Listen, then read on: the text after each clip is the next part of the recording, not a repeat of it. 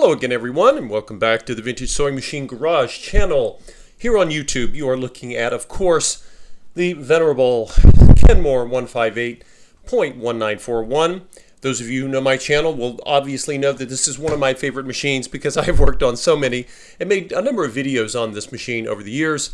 In the last video I was basically going around showing you how to take the bottom case off. I've just gotten the machine. I haven't done any work on it yet. And I was thinking, I think I showed all of you, there's, in the bottom of the tray, there's lots of dust bunnies and lint bunnies. No surprise, right? Nothing, that's normal for very often when you find an old machine. And then I also showed you all that there's a ton of dust and lint here, most of it here on the left side under where the shuttle is. Again, very normal. And I mentioned to you all that it's important to clean that out. The reason I haven't vacuumed that out, I choose to vacuum mine. I've experimented in the past with, canned air, compressed air, and I don't want dust and anything else to go in places that we don't want it. So I find that using a vacuum cleaner with what are called micro attachments. I've shown this in other videos, but basically you can get a set of attachments that work with your vacuum cleaner, and these attachments were originally designed to use on things like keyboards, right? So you'd vacuum things like computer keyboards because they can get dusty too. You can also get attachments that are used for automobiles, for the interiors of cars. If you geek out on detailing your car, which yes I do, I will admit it. But these attachments that I have, I bought these and they're small, right? So I can get into small places. And again, I think I may mention this in the last video, you definitely do not want to have anything small that you need to go anywhere. My screwdriver bits, I have to make sure that they are not in the way. If you have any of the screws, for example, the screws that I pulled out to take this tray off, those are safely away from this table. I do not want to vacuum them up. I know it sounds obvious, but there are times, there are reasons why I mention things that may seem obvious, because a lot of people don't think about it until it's too late. Ask me how I know. So, I'm the first to say I've done that before, and I thought, well, I should have been thinking a little more clearly. Anyway, one thing to note, and again, this should be obvious, but you never know. When you are going to get the dust and lint off of an old sewing machine, or any sewing machine, obviously, even though we've got a lot of dust down here on the bottom, I'm not starting here, because if you do that, and then you go into other areas to remove dust, for example, the side compartment here, and then over here where the feed dogs are, because you typically get lint build up there. That's normal.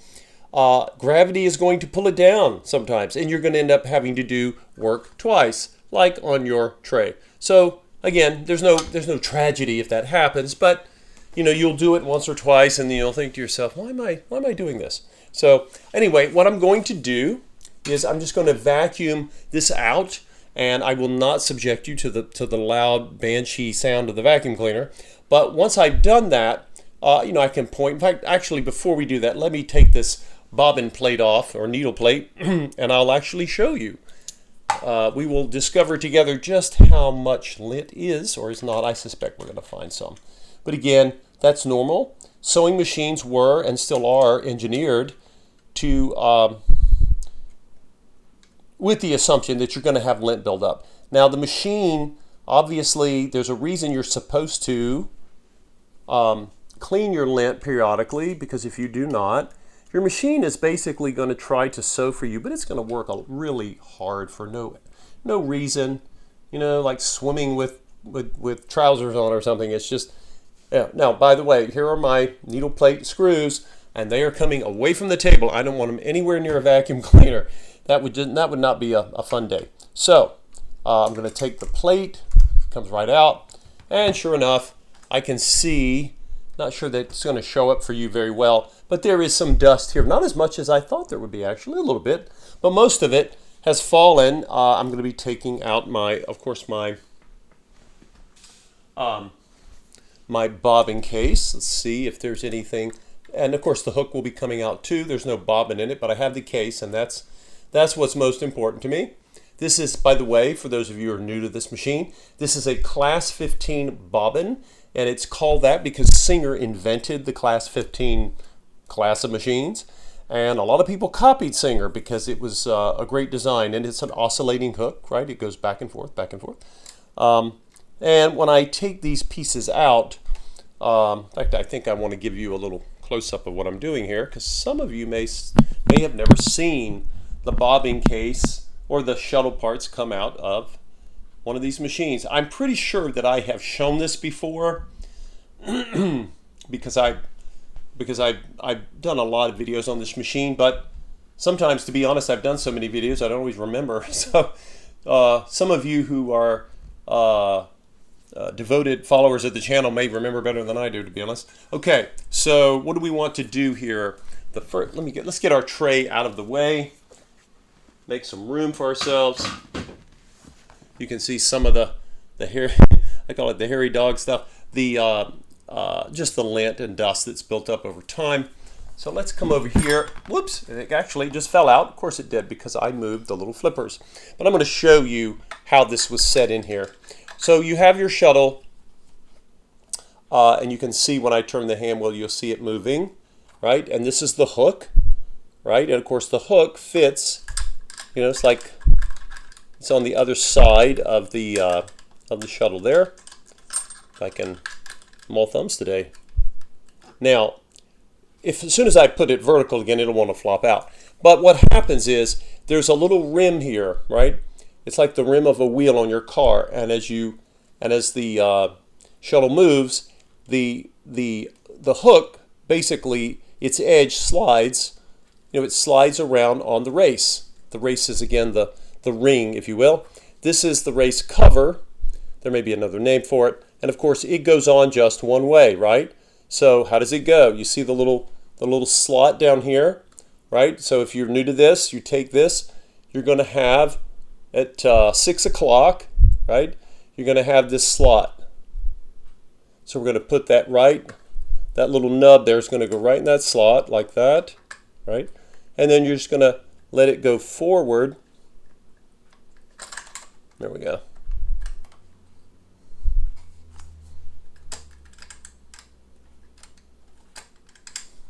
Let's get my needle out of my way here. Now, you can see it'll actually sit nice and flush, right? It's very accurately designed. It was created to sit just so, nice and snug. But it shouldn't be, you shouldn't have to force it. You saw me wiggling a little bit. And then, of course, here you'll see the little flippers, right? These little flippers, they remind me of a home pinball machine, like that, right? And then, of course, your case, bobbin case goes, of course, here. And, of course, the finger at the top, I call it the finger, on the top of the bobbin case, remember, it has to line with the slot right here at 12 o'clock on your race cover. So, basically, that's all there is to removing these pieces. They come out in a certain order, and they go back in a certain order. If you try to do it out of order, it will not work for you, and the machine will sit patiently and wait for you to figure it out, which is why people like you and me, we go online and we research trying to learn what we need to do. So anyway, I don't see a ton in here. Sometimes it'll be really fuzzy underneath, and particularly in areas like where your feed dogs are, there are grooves that go through your feed dogs, these little open areas, and they really like to sort of grab hold of lint. While we're here, let's take this foot off. This, of course, is the super high shank foot that Sears was so big and powerful they could demand a special foot shank style just for them, just like Bernina had. Right? There's a method to this madness. They were trying to out Bernina. So over here, the foot, there's a place here with the foot. You'll see a screw, but you don't need to turn the screw. There's a little lever here, and when you drop it, it releases that super high shank foot. It's supposed to, anyway. Let's turn it back on this direction so you can see what I'm doing. So you can see the super, well, you'll see if I turn this properly for you. There you go. So, This is the super high shank foot. When I release this, when I release the little lever, it fell like that, right? But now, what am I trying to do? I need to come back here and lift up on my presser foot to let it clear, right? So if you ever get a machine, especially when you're new to one, you're like, hey, that guy on the video was showing he took it out, why can't I? Sometimes be patient with yourself. Don't force anything, right? So I released it and I'm like, hey, why isn't it coming out? Because I need to lift my presser foot up, right? Now, people who had this machine, who used it, they knew, of course they did. And who knows, maybe even the manual would show them. Do not be afraid of the super high shank foot. No, they're not as common as others, but they're not impossible to find. Tons of these machines were sold back in the day. All right, so what are we looking at here? I'm looking, let's see. I really don't see much of anything in these little grooves in my feed dogs. They're relatively clean. Let's take a look here. I think what I might do, what is that expression? Shed a little light on the subject. Okay, so I'm going to take this little tool here I have. I'm just going to come over here just to see. Sometimes you can't see lint. If lint is gray, you know, on this metal feed dog set. So when I push, don't see any fuzz. Sometimes little clumps of fuzz will come out, but these are not bad. You know, I guess whatever the lint was, you know, a lot of it fell and some of it's sticking here.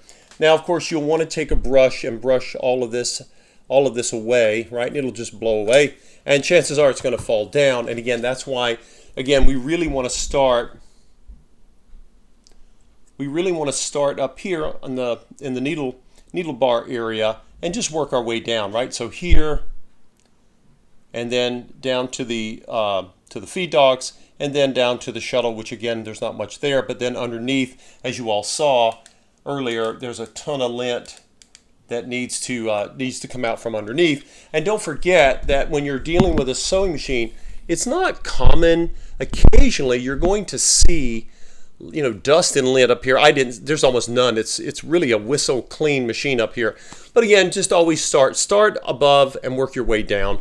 That will make your life simpler, and you won't be retracing your steps and having to clean things again.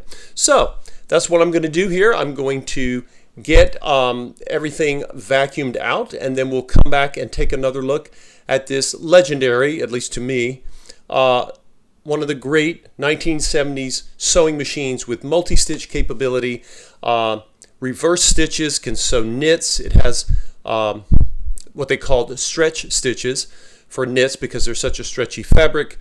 And one of the last great all-metal machines ever made in the world that you could buy new. So anyway, thanks for watching, everyone, and I'll see you in the next video on this machine.